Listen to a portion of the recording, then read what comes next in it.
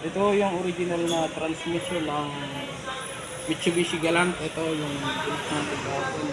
Ayan yung kanyang sasakyan. Bali ang binuksan kahapon, surplus na ito binuksan. Wala mo siyang heavy damage. Ayun. Itong original na transmission, ito yung bubuksan natin. Tingnan natin kung alin yung may damage dito.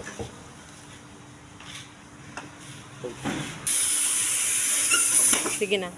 Ang issue nga pala nito, ng original na transmission niya, dati walang reverse. Ngayon, nag-decide sila na palitan ng surplus. Ito. Ngayon, surplus naman, hindi rin tumagal kasi surplus nga, may mga damage na rin sa loob. Bubuksan natin yung kanyang original na transmission para malaman natin kung ano yung naging problema, kung bakit nawalan siya ng reverse.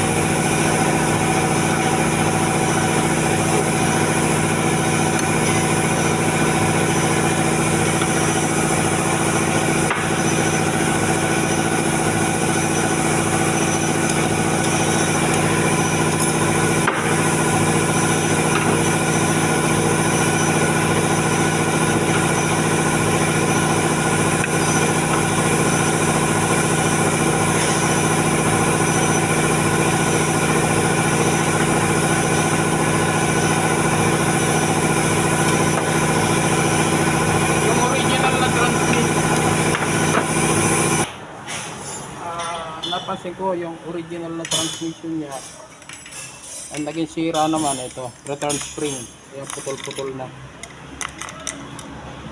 Pag heavy damage din to.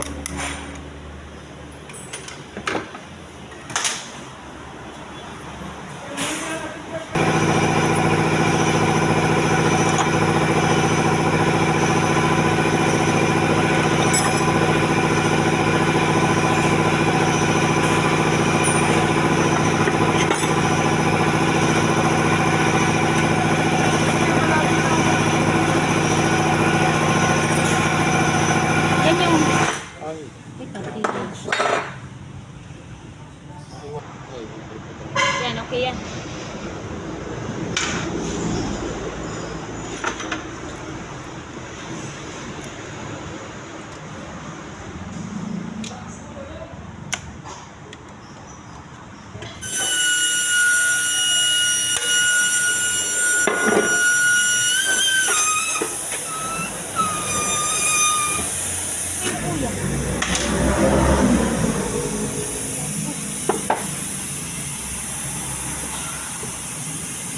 Yan mo sa akin din ha. Yan ha.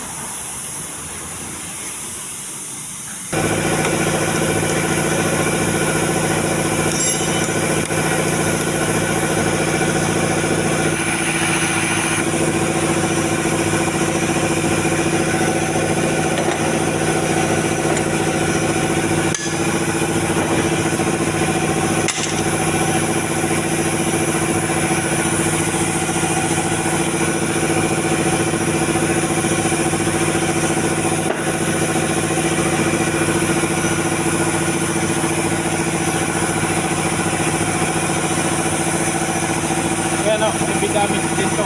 Look.